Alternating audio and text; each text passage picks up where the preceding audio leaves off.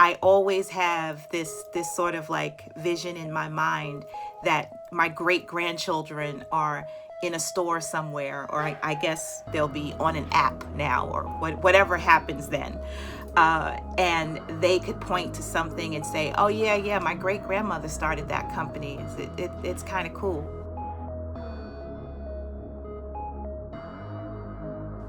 Hi, I'm Lisa Price, and I am the founder of Carol's Daughter.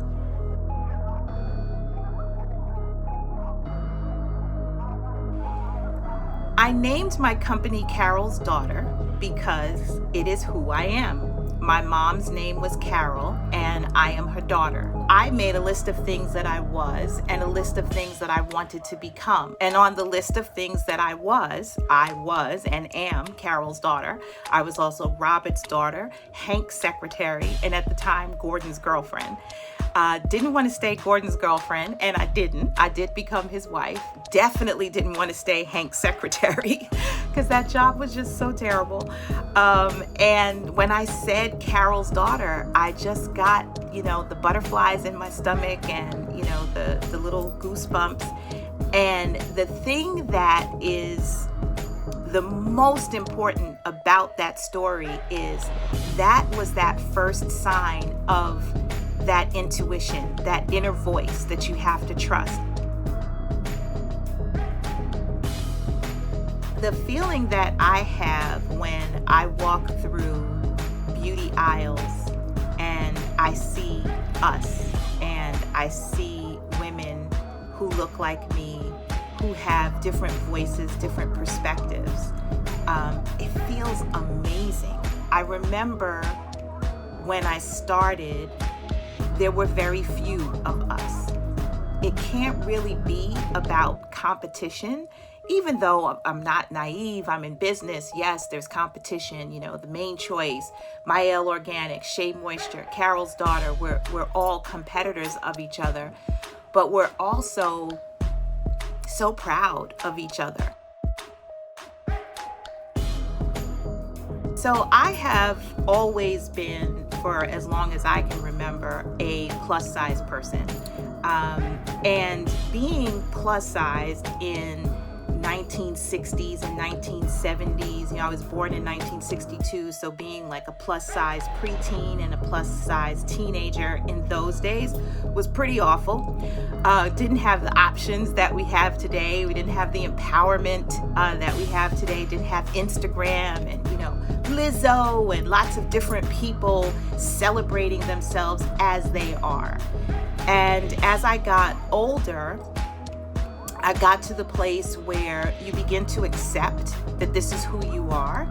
And I remember going to my doctor for a checkup and being very excited about it, which is not the norm. But I was excited because I had begun this exercise routine and this diet routine, and I knew that my number was going to be lower on the scale when I got there. And when I got to the doctor's appointment, the number was lower, it was 15 pounds lower. And I'm expecting my doctor to say, oh, you did so great, I'm so proud of you. And she looks at me and she says, have you ever thought weight loss surgery? And I kind of wanted to punch her in the face when she said that. So I did the research on weight loss surgery. And in 2009, I had lap band surgery. Within a year's time, I had lost 97 pounds, and I kept that weight off since 2009, with the exception of going up maybe about 7 pounds. I could kind of just go up and down with a 7. Then I got to a place where I had to have foot surgeries, which made me very sedentary. And then I needed to get back, once I was cleared to do so, get back to regular physical activity, get my strength back, get my balance back. I didn't gain a lot, thank goodness, during that time, but I needed to just be who I had started to become before the foot surgeries occurred.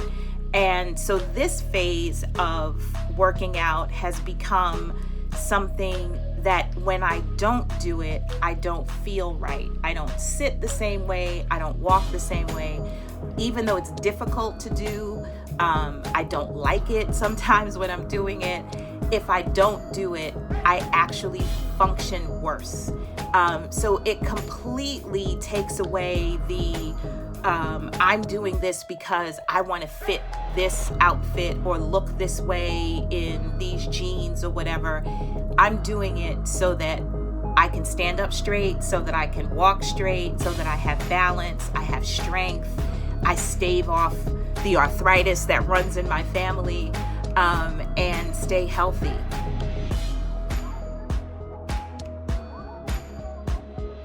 If I could have spoken to Lisa 30 years ago, I would tell her to trust her instincts, to not be shy, to not be so afraid that your gut instinct is going to be correct more times than you think. And I say that cautiously because if I had told my younger self that, if that was something that we could actually do, and if I gave her all of the information, like in this scenario, this could happen, and in that scenario, that could happen, then she wouldn't learn and she wouldn't be the person sitting here today. So I'd have to be kind of vague about it and just say, you know what? There's going to be times when you don't want to trust yourself. Trust yourself. Trust your gut.